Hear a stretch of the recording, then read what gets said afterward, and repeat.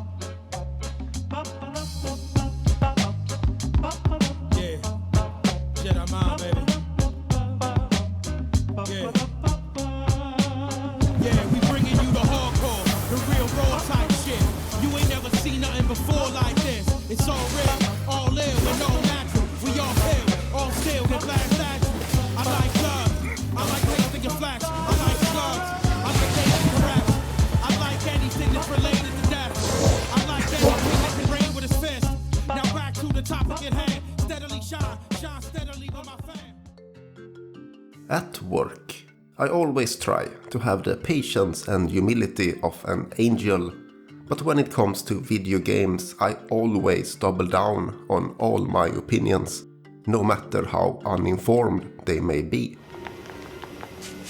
Nier Automata was a repetitive mess in a Frankenstein PC port, and if you like the story, then I bet you're one of those perverts who listen to Dark Souls lore videos. You might ask why I am even bothering with Nier Replicant. My response would be, have you seen the AAA gaming industry? And say what you want about Nier Replicant, but at least it is something different. You play as Nier in a setting where everything has gone to shit. Shadow creatures are stalking the land, killing humans, and if that wasn't bad enough, your younger sister has gotten a deadly disease. Is this gonna make me better? Is my cough going to go away? Definitely. To save her, you head out on an adventure along with a snarky book, a swearing woman in underwear, and a young boy with the Medusa complex. Besides, we'd never let you do that. Would you all please just shut the hell up? What? I'm just saying, if you bastards want to have a goddamn civilized discussion on the merits of bravery and sacrifice, we can do it later! Is this your way of encouraging us? Have we truly sunk to motivational speeches from a woman in her undergarments? I guess so.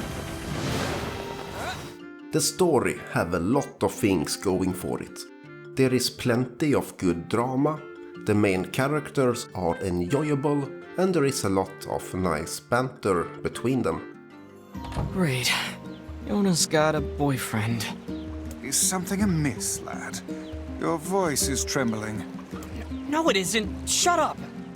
The actual plot is quite thin, however. It is like an episodic anime. The first episode introduces the setting, the middle episode raises the stakes, and the final episode is the big showdown. And between these episodes, it's random filler adventures. Now I've lost it. I know I can kill. Does truth exist beyond the gates? Perhaps it helps with the world building, but it is still a bit unfocused. The lore and the main story is also on the convoluted side, so perhaps they should have focused a bit more on explaining it. This game does the same shit as Automata, where it expects you to replay the game multiple times to get the full story. I might be a fool, but I am a fool that learns from my mistakes. Did I ever tell you what the definition of insanity is? And so to avoid repeating my experience with Automata, I ejected early in the second route. I will get back to this later, but from a story perspective, I don't think it is good storytelling to have the player repeat the same sections with added cutscenes. I am not down with that shit at least, and considering how much fluff there is in the game, I think these elements could have been integrated with the first route better. I realize that this might be one of those you can't review it unless you are playing it the right way situations, but I am confident that I will have much greater memories from this game by ejecting when I did, and that is my choice to make. When playing through the slog that is Persona 5, I listened on some videos going through the different routes, and it didn't change my opinion. If I can just briefly go into some spoilers. Hello, mate. Of course, we all get a bit annoyed every now and again, but at the end of the day, come on, it's just not worth it, is it? So do yourself a favour. Don't murder someone. Of course, I'm no saint. We wouldn't be human unless we filled up with hate every now and again, but come on, be fair. No matter how annoying someone gets, don't cut them to bits. One of the core themes of this game is not to dehumanize your enemies, but everything in this game is the fault of the old humans. They are the ones playing gods, turning themselves into monsters, which is terrorizing everything living. They are the ones that created intelligent, feeling beings that they think they can do whatever they want with, because they are not proper humans. That is not kosher. Almost all examples we see also portray shades as dangerous, unstable monsters. If they are intelligent, then they have had plenty of time to communicate with the replicants, but they haven't. And most of all, we are playing as a child who is manipulated by people you trust to go out to kill monsters to save your dying sister. No, I don't feel particularly guilty for killing them. Fuck the shades and fuck the twins. A lot of people seem to have a lot more emotional connection to the story than what I got.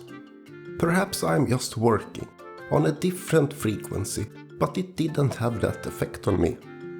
I don't want to shit on a story that obviously touched many people, but to me it seems like a very complicated and convoluted way to express something simple. To me the theme also gets muddled when there are so many high concepts ideas that are mixed together that don't get explained properly. Will it blend? That is the question. Also, Spec Ops did it better. If we move on to the presentation, then it is a big improvement over Nier Automata. It is not technically impressive or anything like that, but the art style is good and it is consistently decent. The music is good as well, and so is the voice acting.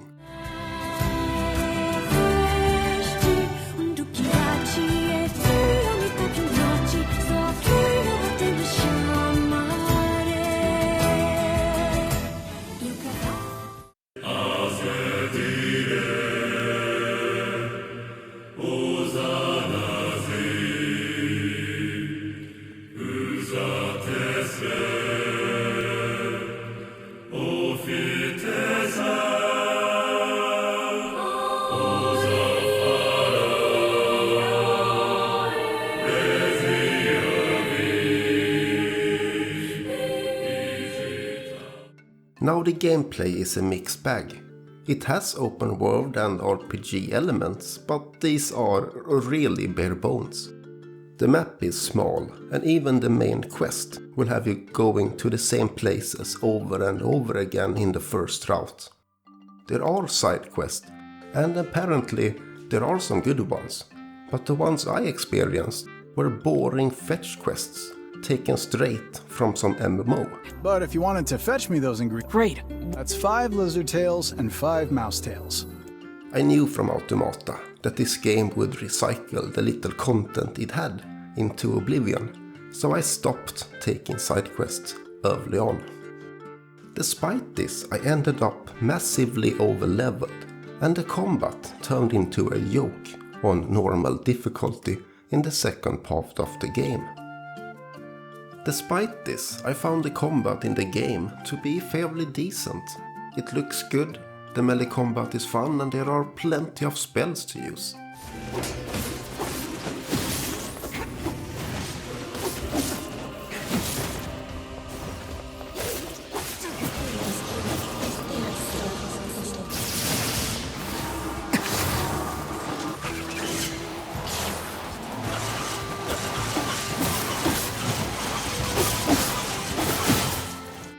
The combat is a bit simple and spammy though, so a game like this needs to add variety and don't overstay its welcome.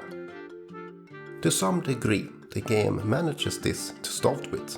There are plenty of bosses and the changes in perspectives are fun. However, the enemy variety is quite poor, and as far as enemies goes, the shades aren't that interesting to look at. Combine this with the combat getting too easy and endless instant health items, and it got a bit boring at the end. So at the end of the first route, which took around 20-ish hours, I was over the combat. Then the second route started. For a game that already felt repetitive during the first route, this is not a good thing. Automata, for all of its flaws, at least let you play as different characters. No such luck here. This is awful, and I ejected, of course. Games should be engaging and not a chore to play. And I am sure that if I forced myself to continue, my feelings for the game would go from being slightly positive to very negative. Because despite the game's flaws, I enjoyed my first playthrough of the game. Decent but simplistic combat and fun characters were enough to make it enjoyable despite the repetitive elements of the first playthrough. If you are looking for an action game, then I can certainly recommend Nier Replicant. Just try not to let the game waste your time, unless you are getting really into it. Say, you're pretty handsome.